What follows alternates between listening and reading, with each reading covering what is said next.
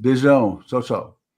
Bom, e agora saiu a Tereza, entrou o Breno Altman, a gente segue aqui no nosso Bom Dia 247 domingo. Breno, bom dia, obrigado por estar aqui com a gente nesse domingo. Eu sei que você tem um compromisso fundamental, que é a manifestação pela Palestina hoje, meio-dia, mas bom dia e bem-vindo. Bom dia, Léo. Bom dia, Edgar. Bom dia a todas e todos que nos acompanham. Ô, Hilde, o Breno está toda semana com a gente, toda segunda-feira, mas eu pedi para ele uma conversa extra, né? Exatamente, quer dizer, diante do que está acontecendo no mundo com a flotilha da liberdade, e eu tenho essa grande questão, né? Quer dizer, se a flotilha vai ser o ponto de virada na consciência global. Ontem, 2 milhões de pessoas na Itália, quase 1 milhão de pessoas em Roma, 400 mil pessoas em Madrid, se eu não me engano. Então, assim, quer dizer, a Europa se levantando. O Brasil agora, hoje, vai ter uma manifestação em São Paulo. E notícias muito preocupantes que chegam dos prisioneiros lá da flotilha. O Thiago Ávila em greve de fome, de sede, a Greta Thunberg, né, sendo torturada, inclusive, submetida a maus tratos, teve que, segundo relatos ali, abraçar a bandeira de Israel, quer dizer, no primeiro ato lá na prisão, no deserto, né? Então, esse é o contexto. Então, passo para você, Hilde, para já fazer uma primeira colocação para o Breno sobre o mundo em que a gente está vivendo. Diga lá, Hilde.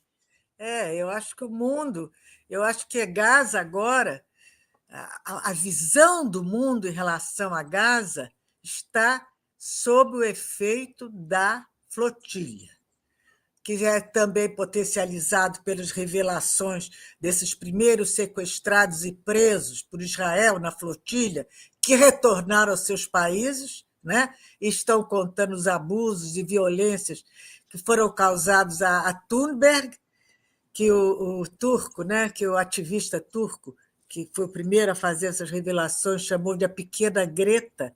Isso me sensibilizou muito, sabe? E ela foi arrastada pelos cabelos, surrada, coberta com uma bandeira de Israel, que foi obrigada a beijar, numa humilhação grotesca, essa moça notável, corajosa, uma humilhação cruel. Então, é isso que o exército de Israel tem inspirado ao mundo. Só ódio, ressentimento e falta de limites. Então, eu queria perguntar a você, Breno, já que você é nosso entrevistado de hoje, tá?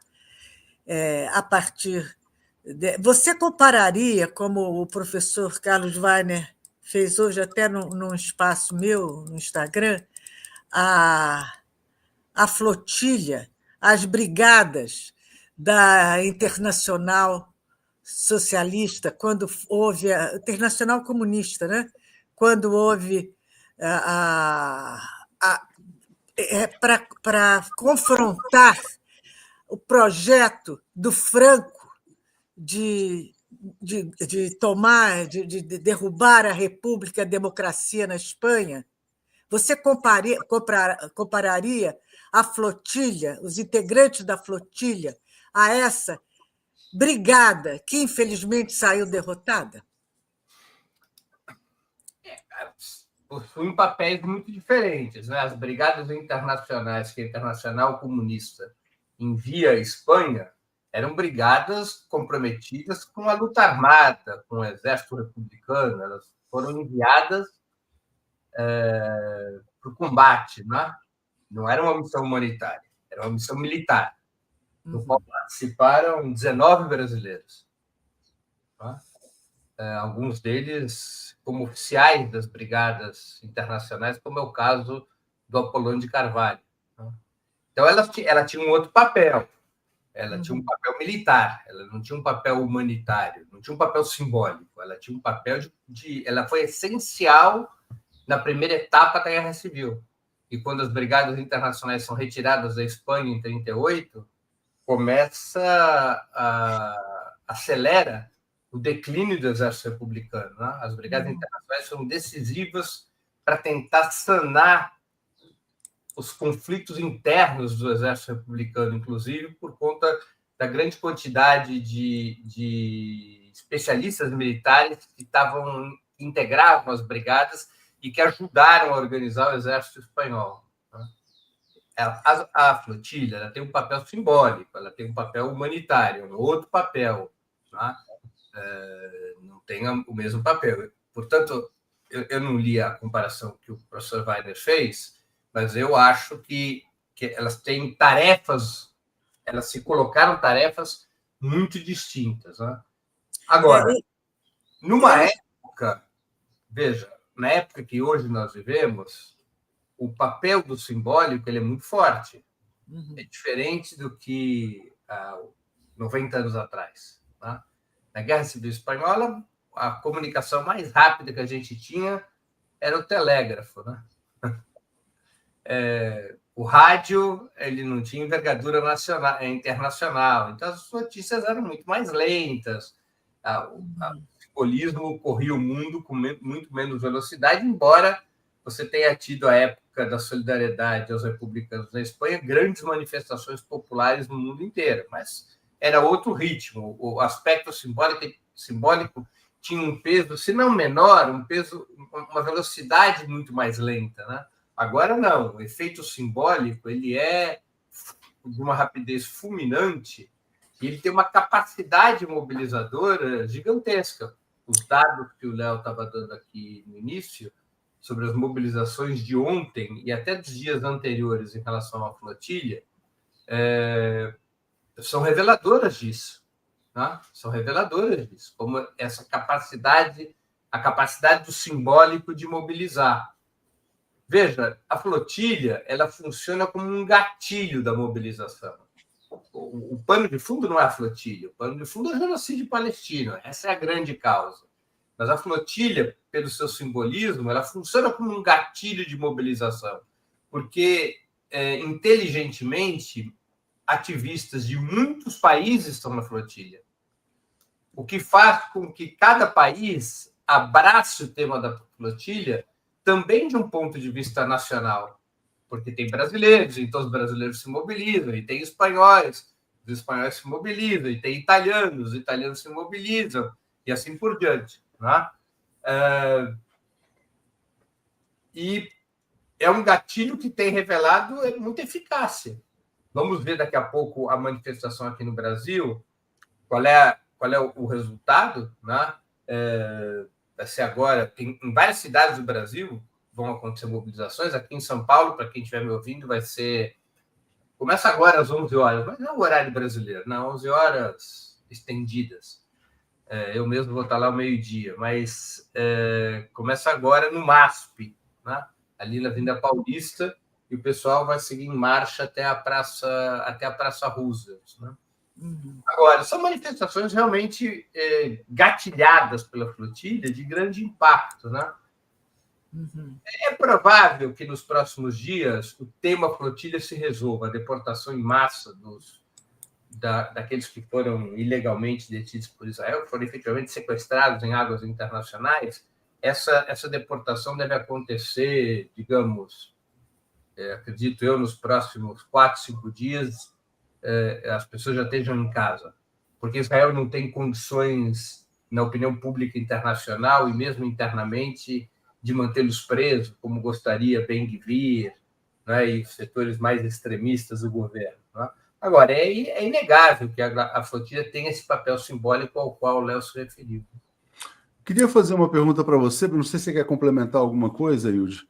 Eu acho que a impressão que eu tenho, que eu tive, foi que o Weiner fez essa comparação, concluindo que a derrota dessas brigadas, desse movimento para frear Franco, essa derrota teve como consequência a morte de 20 milhões de russos, 6 milhões de judeus, ciganos e outros perseguidos pelo nazismo, né? E tantos outros. E como se isso fosse um exemplo a ser observado para que, desta vez, esses movimentos como o da flotilha, como a manifestação que vai haver hoje, como todas essas manifestações que aconteceram nesses últimos 2 dias, sobretudo, inclusive na Cidade do México, né? Que isso tudo tenha que ter uma consequência palpável, que será talvez a única forma mesmo de deter Israel. É isso que eu acho que vai, né? Isso casa com a minha pergunta, porque o Breno sempre defendeu a ideia de que Israel tem que ser tratado como um Estado pária, né? E a gente coloca um editorial hoje, Breno, que é o seguinte: olha, sequestro dos heróis brasileiros e demais pacifistas da flotilha exige mobilização geral e reação mais forte do Brasil, né? Bom, a gente tem lá, inclusive, uma parlamentar, que é nossa amiga comum, a Luiziane Lins. Como é que você acha que está a reação do Brasil até o momento em relação aos prisioneiros sequestrados da flotilha e em relação ao próprio genocídio? Vamos separar. Em relação à flotilha, uma relação morna. Morna. Dada a gravidade da situação, uma reação morna. Morna ou nenhuma? Morna não. Houve uma nota do Itamaraty, alguns dias atrás, mas uma manifestação, digamos, dentro daquele protocolo burocrático das relações exteriores. Né? Eu acho que cabia um pronunciamento direto, pelo menos nas suas redes sociais, do presidente Lula, por exemplo, dada a gravidade do assunto. Não é um assunto para o Itamaraty, é um assunto presidencial. Né? É um assunto presidencial. Então, eu acho que morna. Eu posso aqui especular que por trás dessa temperatura morna estão os movimentos, o cálculo dos movimentos em relação à tentativa de restabelecer um diálogo com os Estados Unidos. Tá? Mas é uma especulação, eu não tenho informação a esse respeito. Mas tenho a impressão de que os movimentos estão sendo calculados, especialmente os movimentos do presidente Lula, para facilitar o diálogo com Trump. E, portanto, trazer para o presidente uma manifestação mais firme sobre a flotilha poderia, nesses cálculos, significar um ruído na retomada de relações com a Casa Branca. Tá? Não que eu concorde com esse cálculo, mas eu estou aqui tentando entender o silêncio do presidente a esse respeito. Tá? Porque é muito grave o que está acontecendo. Além do mais, havendo parlamentares brasileiros que estão sequestrados. Não é só a Luiziane. Temos, além disso, uma vereadora de Campinas, do PSOL, a Mariana Conte, não é? Eu acho que tem um terceiro vereador, um terceiro parlamentar, um outro vereador que também está detido. E uma deputada federal do partido do presidente, foi ex-prefeita de Fortaleza por 2 mandatos, é uma liderança política de extrema relevância no país, que é a Luiziane Lins, citada já pelo Léo. Né? Então, a minha resposta é morna, reação que incomoda, esse silêncio incomoda. Sobre o genocídio, do ponto de vista verbal, o Brasil vinha tendo, até 72 horas atrás, um comportamento muito correto, um comportamento discursivo muito correto. O Mauro Vieira, o chanceler, se embananou na Câmara ao dizer que aplaudia o plano Trump. E, numa reunião depois, privada, com deputados, ele desdisse o que tinha dito na Câmara dos Deputados. E a nota do Itamaraty, de fato, não é uma nota de aplauso, é uma nota bem melhor situada a esse respeito. Porque o debate sobre o plano Trump é importante. Tá? E você acha o que desse plano de paz? Você já falou, mas agora com a... Ele é um modelo semicolonial, modelo colonial. Tá? Agora, ele impõe travas a Israel, mesmo sendo um modelo colonial. Por que ele é um modelo colonial? Porque, rigorosamente, ao invés da faixa de Gaza ser entregue à autodeterminação palestina, ela será internacionalizada, se esse plano for aplicado tal como está concebido. Então, ele tem um comitê executivo que possivelmente seria liderado por um criminoso de guerra, por Tony Blair, da pior estirpe, que é Tony Blair, um bandido, né? Responsável pelas mentiras que levaram, um dos responsáveis pelas mentiras que levaram à guerra do Iraque em 2003. Tony Blair devia estar preso, não é? E ele pode vir a ser o coordenador desse comitê executivo, e acima do comitê executivo, um conselho cujo presidente seria o próprio Donald Trump, né? Com os palestinos tendo pouca ou nenhuma incidência sobre a faixa de Gaza. Mas há travas. Quais são as travas a Israel? Impede a anexação da faixa de Gaza a Israel, pelo menos impede essa anexação formal e imediata, que era o plano do governo Netanyahu. É um modelo, por essas razões, eu considero um modelo colonial, semicolonial, e agora, ele permite a curto prazo, e eu acho que essa foi a compreensão do Hamas da resistência palestina, ele permite a curto prazo a cessação do genocídio. Ele, de certa maneira, é uma retomada da fase 2 do acordo que foi rompido por Israel unilateralmente em 19 de março. Tá? Por quê? Porque volta a libertação, o tema da libertação dos reféns, em troca da libertação dos reféns israelenses, teremos a libertação de reféns palestinos, há um mecanismo de troca que levaria à libertação de 1.950 prisioneiros palestinos. Israel começaria a se retirar da faixa de Gaza gradualmente e haveria uma entrada massiva de ajuda humanitária. A fase 2 do acordo... Deixa eu te perguntar, Breno, porque uma coisa que para mim é uma grande dúvida, é o seguinte, quer dizer, esse plano prevê uma reconstrução rápida, alguma possibilidade de vida digna para a população palestina? E você falou genocídio, né, algumas vezes, eu queria também te fazer uma pergunta. A FEPAL tem usado, por vezes, a palavra holocausto. Você acha que a palavra holocausto é adequada para retratar o que está acontecendo? Queria te perguntar sobre a reconstrução e o holocausto.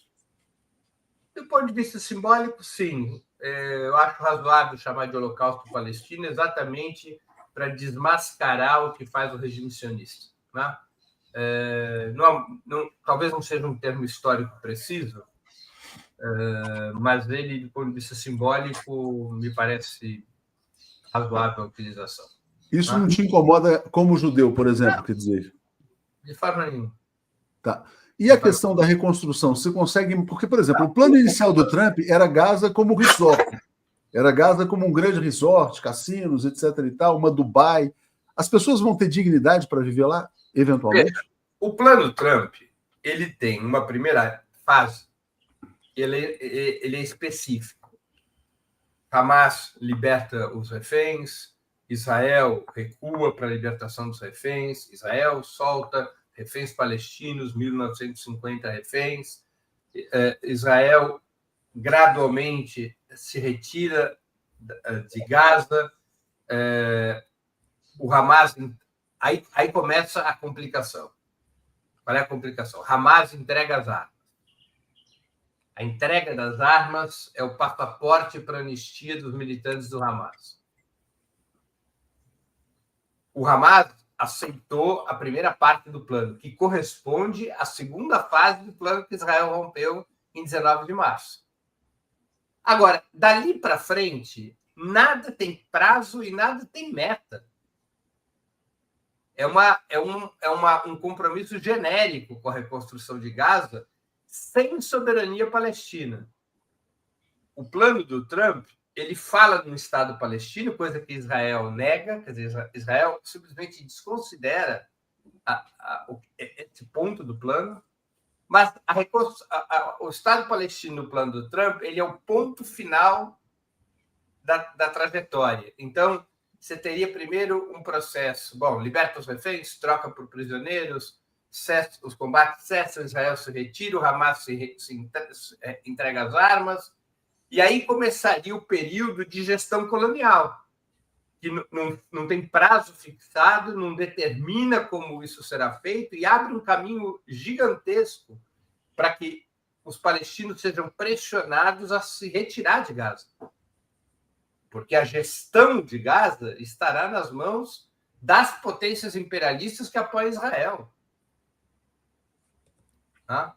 Então, isso é uma grande incógnita, e, na verdade, é uma incógnita extremamente perigosa para o povo palestino. Eu compreendo plenamente, Léo, que o Hamas tenha aproveitado a oportunidade para concordar condicionalmente com o plano Trump e aliviar um pouco a barra pesada sobre o povo palestino e sobre a própria organização. Eu não critico e não creio que qualquer um deva criticar a postura do Hamas. A situação militar de curto prazo era muito delicada. Muito delicada. E a situação da população palestina havia atingido um ponto de exaustão enorme, especialmente por conta do cerco, da escassez de comida e assim por diante. Então, o Hamas aproveitou a situação corretamente para buscar um alívio para o povo palestino e para a própria organização. Eu acho que, se os Estados Unidos mantiverem pressão sobre Israel, alguns passos serão andados desse acordo. Não muitos, porque não interessa a Israel. Netanyahu, se levar o acordo ao pé da letra, ele vai cair, ele vai perder maioria. E o governo Não, cai. interessante, isso que você fala é muito importante, porque a extrema-direita está dizendo que se houver qualquer concessão ao Hamas, eles abandonam o governo e o governo cai. Né? Então tem. Tanto assim que a oposição, Yair Lapid, que é uma oposição meia-boca, né? Já disse para o Netanyahu: não se preocupe se Ben-Gvir e Smotrich, se a extremíssima direita sair do governo, nós vamos dar sustentação ao seu governo se eles saírem. Nós vamos garantir que você não caia, até que o plano seja cumprido. Mas o Netanyahu sabe que, se ficar nas mãos da oposição, não vai demorar muito para o governo ir para o chão e para ele ir para a cadeia. Tá? Por outro lado, se ele descumpre o acordo, e ontem já houve descumprimento, né? Ou seja, Israel não parou de bombardear. Não. Israel limitou os bombardeios, mas nós temos registros de 70 mortos ontem. Sendo que 30 crianças, né?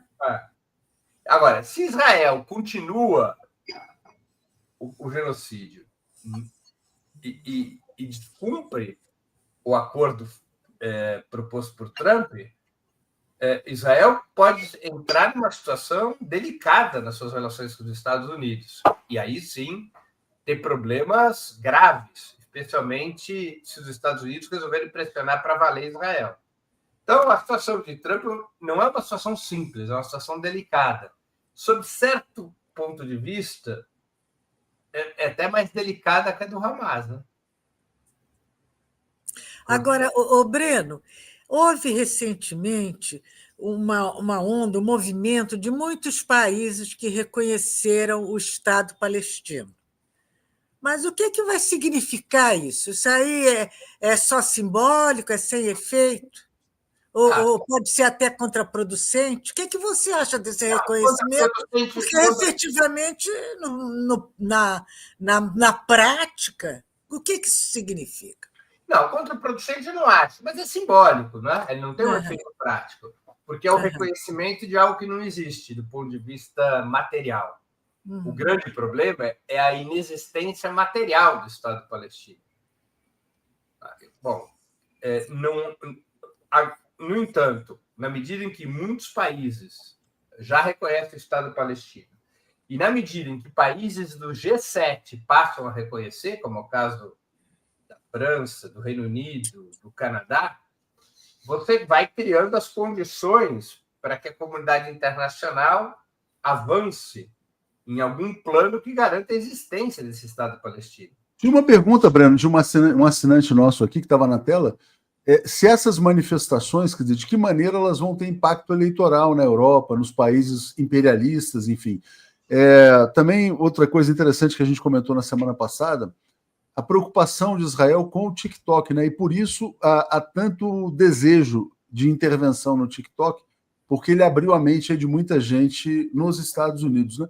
Como é que você vê, na verdade, o impacto futuro nas eleições se esses governos continuarem aderentes a Israel, à extrema-direita, ao genocídio, a tudo isso que a gente está vendo?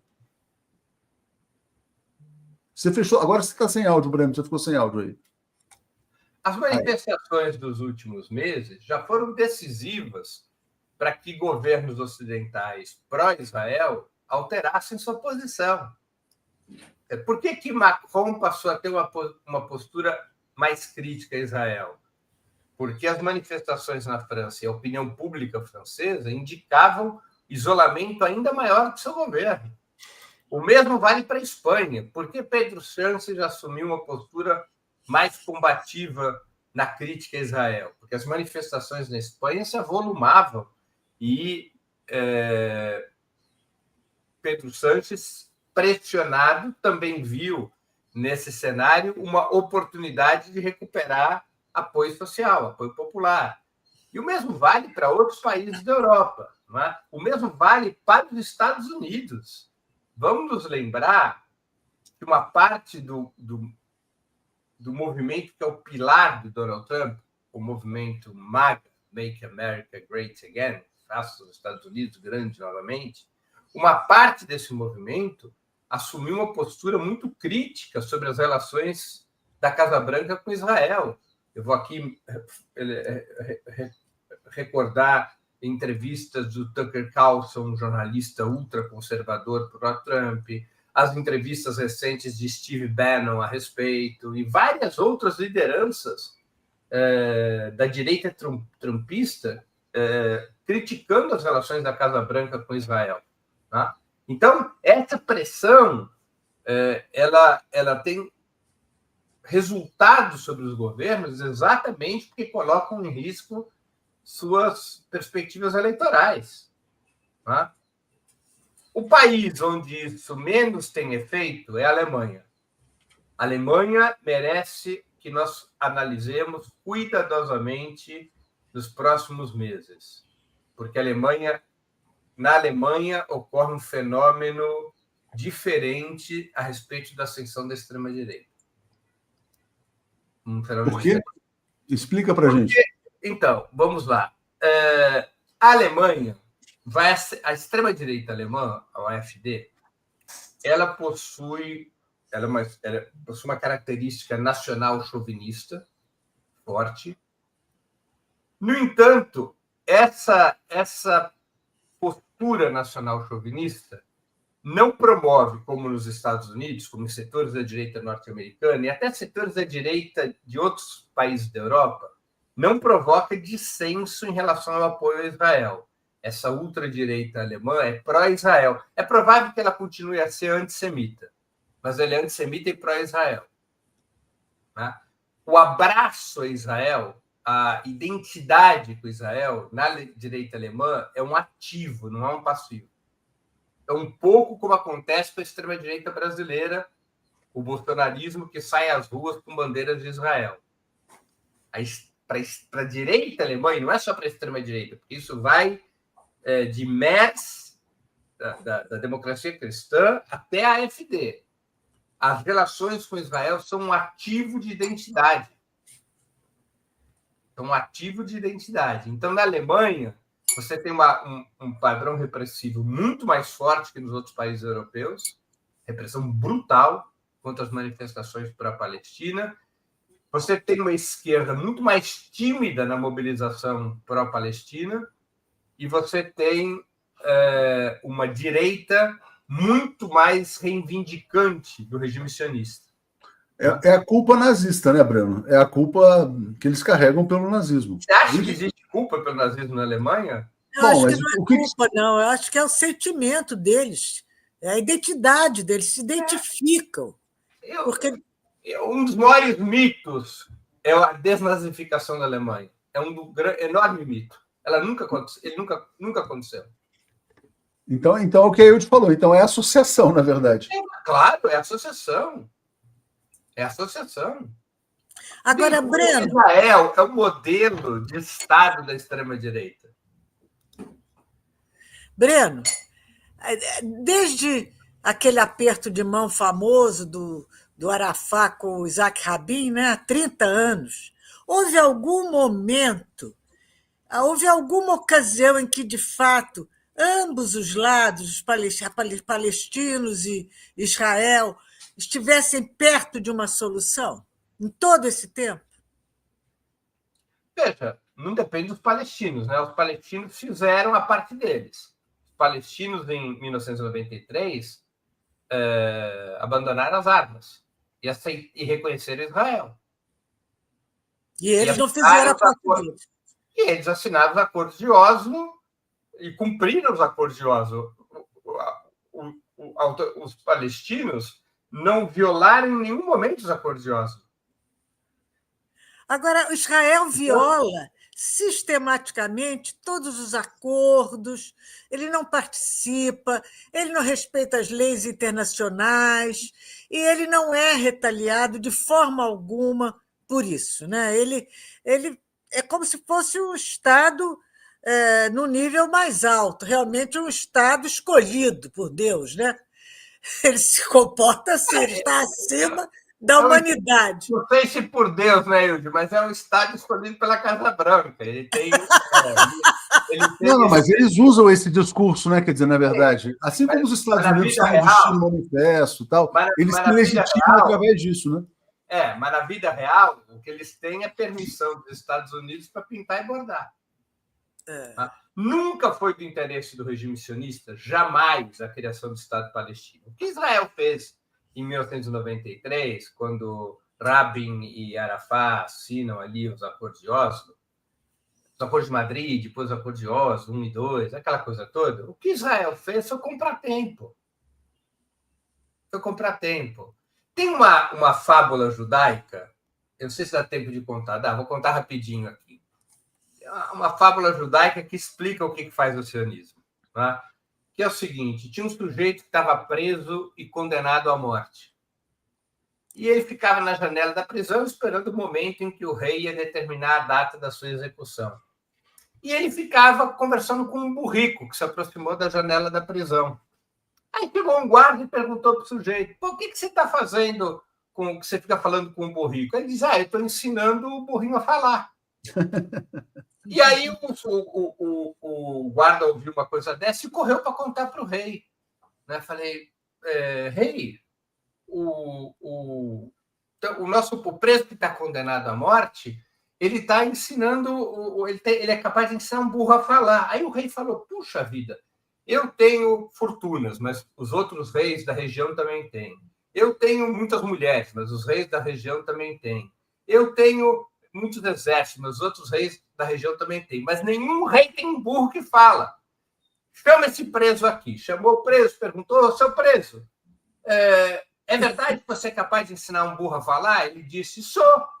Então é o seguinte, está suspensa a sua pena de morte. Você tem 1 ano para ensinar o burro a falar. Agora, se depois de 1 ano você não ensinar o burro a falar, você vai ser executado. E aí o preso voltou para a cela ali para ensinar o burro, para pegar suas coisas. E encontra um outro preso que diz, mas como assim? Você não sabe fazer um burro falar? Eu não sei, mas eu acabei de ganhar 1 ano. Nesse 1 ano, o rei pode cair, eu posso, posso morrer, o país pode deixar de existir. E essa é a fábula, ou seja, ele ganhou 1 ano de prazo. Essa é a lógica do sionismo. Essa anedota que orienta o sionismo. Exatamente. Eles são sempre, na verdade. Sob pressão, ganhou tempo. Como Netanyahu agora quer ganhar tempo.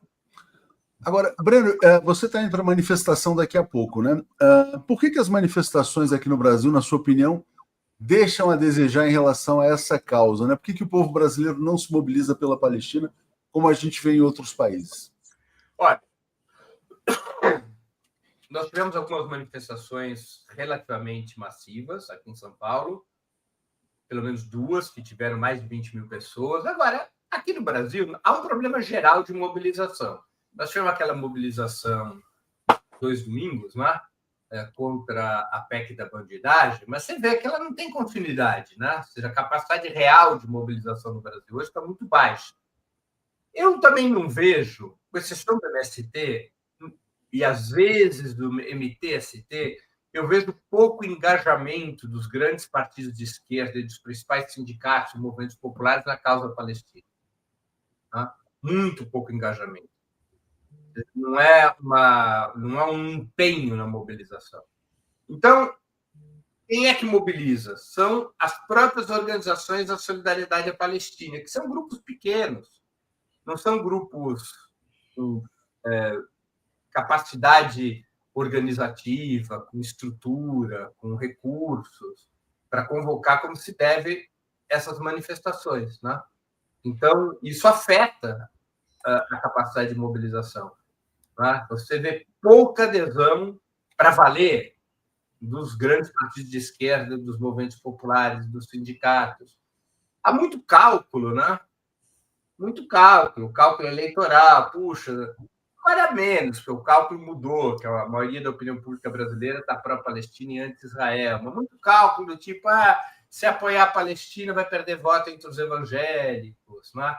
Vamos nos recordar aqui nas eleições de São Paulo, quando perguntado sobre uma declaração do presidente Lula, o então candidato a prefeito apoiado pela esquerda, pelo PT, pelo PSOL, pelo PCdoB, que era Guilherme Boulos, lembra a resposta que ele deu, né? Eu não sou candidato a prefeito de Tel Aviv. E fugiu do assunto. Né? Hoje mesmo, ontem, numa entrevista à Folha de São Paulo, perguntado sobre o assunto Palestina, a resposta do presidente do PT, Edinho Silva, foi: é verdade que o Hamas merece punição, mas não podia ser uma punição tão dura. Essa punição não poderia ser uma posição que levasse ao extermínio do povo palestino. Então, a posição da esquerda brasileira tem uma ambiguidade. O presidente Lula tem uma postura muito mais combativa que o seu partido, por exemplo. Eu queria destacar exatamente o que diz aqui a Luiziane, né? A Palestina é um dever moral para a nossa existência. E aí queria passar para ele fazer uma última pergunta. Não tem aquela música, se todos fossem igual a você? Exatamente. Tem que cantar para a Luiziane, se todos fossem iguais a você. Isso vale para você também, Breno. E, Hilde, então, uma última pergunta, porque o Breno vai sair daqui a 3 minutinhos. Você falou em ambiguidades, né?